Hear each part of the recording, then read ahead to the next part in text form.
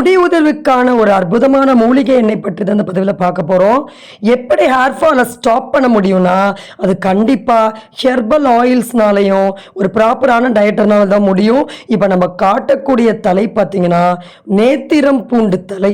முடி உதிர்வுக்கு ஒரு மூலிகை உண்டுனா அது இந்த நேத்திரம் பூண்டாக தான் இருக்கணும்.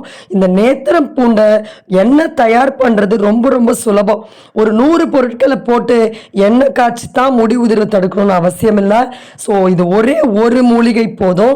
இந்த நேத்திரம் பூண்டு இலைகளை கரெக்டாக நம்ம 5 இலைகளை மட்டும் நம்ம தனியாக கிள்ளி எடுத்துக்கணும்.